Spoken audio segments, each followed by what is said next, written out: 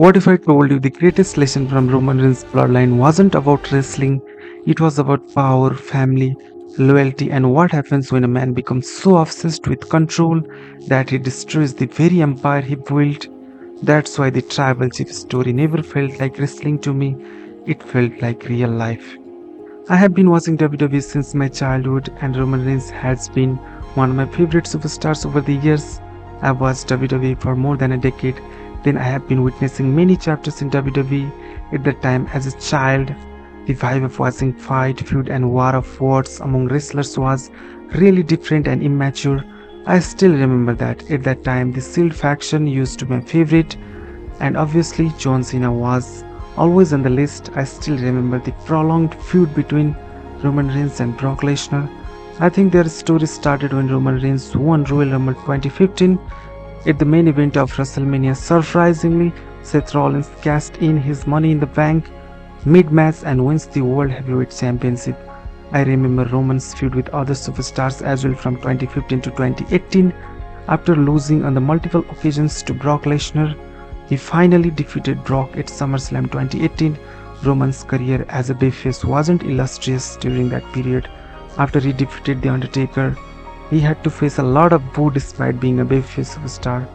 This was the overall scenario, but on October 2018 Monday Night Raw, Roman abjured the Universal title and stepped away from WWE after announcing his real-life battle with leukemia. After 4 months, he returned to WWE. Again, there was a reunification of Shield one last time. It was really emotional to see that for me. I really loved that. Now we are at the most liked and powerful era of Roman Reigns, the tribal chief era, the acknowledgement era of Roman Reigns, in which we all, including his family, acknowledged him. I think a majority of the audience remember the fantastic title reign of Roman Reigns, including his feuds. So, I will share my experience during that title reign of 1316 days. An interesting thing that how I internalized the valuable insights from his professional life. Let me start from the beginning. As the COVID-19 pandemic spreading all across the world, after some time lockdown started, so I had a lot of spare time with my family to enjoy my life. I remember Roman vs Goldberg match at WrestleMania was originally on the card, but due to Roman Reigns' health issues, it got cancelled and Braun Strowman got the title shot against Goldberg, and Braun Strowman defeated Goldberg to win Universal Championship. And then Roman returned to WWE at SummerSlam and rigged the Fiend and Braun Strowman. Then it was clear that Roman is going for Universal title. Finally, Roman Reigns wins the Universal Championship at WWE Payback. Officially, this was the beginning of his historic title reign, accompanied by his new special counsel, Paul Heyman. Actually, this was the time I was really excited to know what happens next, as Roman Reigns started demanding respect and acknowledgement, and more importantly, he was playing a heel character. So, I was curious to see how WWE saves the family drama and how his cousins and family play role in response to this. And the storyline that WWE engineered was exactly what I was also anticipating. I mean, it was the perfect cinema to bring a family feud for dominance, power dynamics, and acknowledgement as the head of the table, the chief of the family. I think this family feud was really actuated from real life, as we live in a large family with legacy, dignity, and unique recognition. Obviously, there will be contestation among descendants in anticipation of who carries the legacy of the family. At this time, I remember one sentence I studied: competition for status. Exactly the same. So family feud started there between Roman and Jay, exactly like real life events with a lot of stakes, challenges, and consequences. Couple of matches happened between them. I can still remember the Clash of Champions match of Roman and Jay. Then, really memorable, the I Quit Hell in a Cell match between them, which was the official benchmark of formation of the Bloodline. Jay also lost to Roman, and this forced him to fall in line. As the consequence, Roman's father and uncle offered him the Ulafala, symbolizing as the tribal chief, the head of the table of the family. What fascinated me was that Roman never forced people to follow him through physical strength alone. He used emotional pressure, family obligations, expectations, guilt. That's exactly how many real world power structures operate. The plot of the storyline was really resonant, or you can say, holding a mirror up to nature, to real life to many people during that period of pandemic across the world. Then Bloodline became more powerful and dominant day by day. This process was really smooth and practical. The Usos became tag team champions as well. All the members had title along with them. Roman had always assistance from Usos during his matches. Actually, either of the faction awaited him in matches. It was fascinating to see fear in Roman's eyes in absence of Usos, unlike we never saw in the big dog character of Roman Reigns. Addition of Solo Sikoa and Sami Zayn made the Bloodline more powerful and dominant. Many backstage segments within Bloodline entertained and added extra suspicious twists in the conflicts. Sometimes outcomes used to be predictable, but the plot of matches and storylines were way more shocking and amusing than we thought. During this reign, Roman becomes the undisputed WWE World Heavyweight Universal Championship by defeating Brock Lesnar at WrestleMania 38. Following this, the Usos also became undisputed tag team champions. Roman main evented for WrestleMania during this reign and successfully defended his title against many WWE superstars. Roman defeated everyone, legends, champions, future Hall of Famers. Nobody could stop him. Obviously, then Roman Reigns achieved everything during that era. I would summarize this whole period in two phases. During first phase, the Bloodline's dominance and unification graph kept increasing up to peak with respect to time. Then the graph declined slowly to fulfill the benchmarks of the entire legendary title reign of Roman Reigns. In phase 2, dissension started in Bloodline as expected.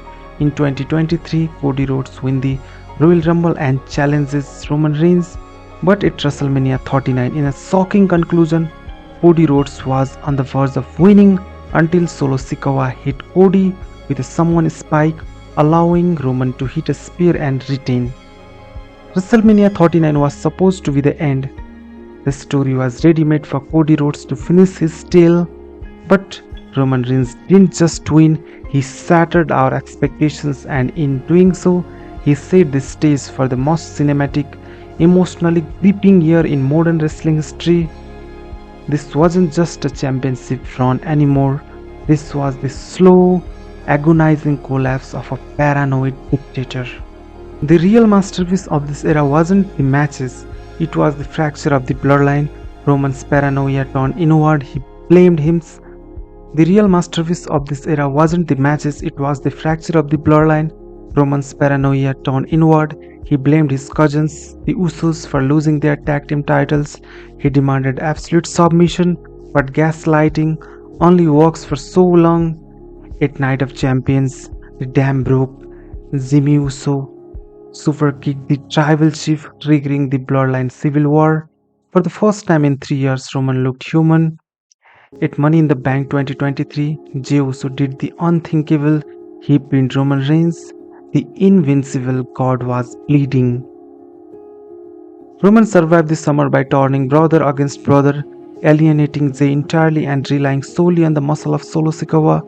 But as 2023 bled into 24, the tribal chief became a ghost, a part-time ruler, defending an isolated kingdom, and that is when the ghosts of his past caught up to him.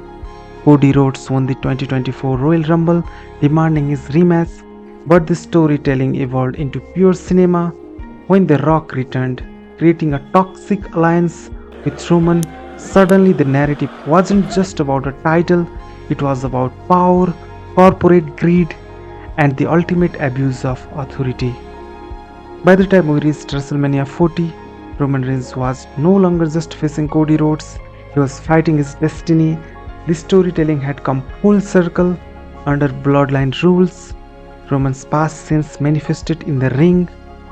John Cena, The Undertaker, and Seth Rollins returned to stripe away his armor piece by piece, and in a poetic final act, Roman's own obsession with revenge against Seth Rollins caused him to lose focus, allowing Cody Rhodes to finally land 3 Crossroads.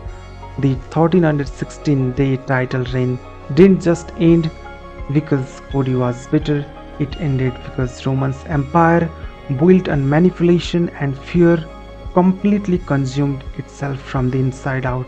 The biggest lesson I took from the Bloodline story isn't that power is everything, it's that power reveals people.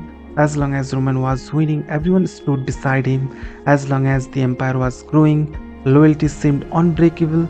But the moment cracks began to appear, relationships started changing, and that's not just wrestling, that's life. Success attracts people, influence attracts people, status attracts people, but true loyalty reveals itself when those things start disappearing.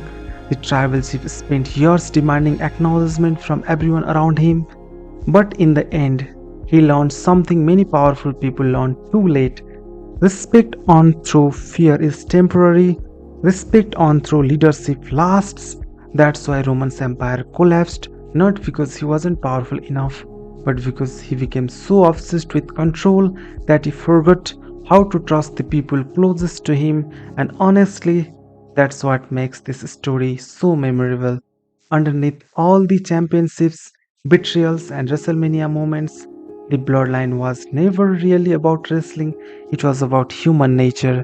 That's why millions of fans connected with it, and that's why years from now people will still be talking about the rise and fall of the tribal chief.